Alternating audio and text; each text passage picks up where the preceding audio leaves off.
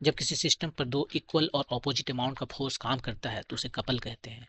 Couple की वजह से सिस्टम पर नेट फोर्स जीरो होता है और इसलिए वो कोई ट्रांसलेशनल मोशन नहीं करता है, लेकिन उसमें एक प्योर रोटेशनल मोशन आ जाता है। इसका मतलब उसमें टॉर्क रहता है। यदि हम इस टॉर्क को कपल की वजह से लगने वाले टॉर्क को कैलकुलेट करें तो वह पॉइंट या एक्सिस के इंडिपेंडेंट होता है। यानी यदि हम इस पर लगने वाले टॉर्क को ओ पॉइंट के अबाउट कैलकुलेट करें, या पी ए पॉइंट के अबाउट कैलकुलेट करें, या बी पॉइंट के अबाउट कैलकुलेट करें, या फिर पी पॉइंट के अबाउट कैलकुलेट करें, हर एक जगह पर इसका वैल्यू सेम होता है। कहने का मतलब है कि उसका मैग्नीट्यूड और डायरेक्शन दोनों ही सेम होता है।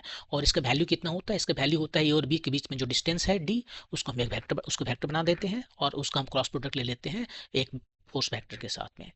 तो वह हमें इसका मैग्नीट्यूड और डायरेक्शन दोनों ही दे देता है। इलेक्ट्रिक फील्ड में जब हम इलेक्ट्रिक डायपोल को रखते हैं तो इलेक्ट्रिक फील्ड उस पर एक कपल लगाता है, और कपल की वजह से जो इसमें टॉर्क क्रिएट होता है उसको हम simply tau equal to P cross E लिखते हैं। यहाँ हम यह स्पेसिफाई नहीं करते कि ये टाउ किस पॉइंट या एक्सिस के अबाउट में है, क्योंकि हर एक पॉइंट या एक्सिस के अबाउट में जो वैल्यू टॉर्क का आएगा वो सेम आएगा, both in magnitude and direction. Similarly यदि किसी मैग्नेटिक फील्ड में हम एक करंट करिंग लूप को रखते हैं जो कि एक मैग्नेटिक डायपोल मोमेंट की तरह काम करता है, तो उस पर भी जो टॉर्क लगता है वो सिंपली म्यू क्रॉस बी होता है, क्योंकि ये भी टॉर्क कपल के वजह से लग रहा है और वह पॉइंट एक्सिस के इंडिपेंडेंट है।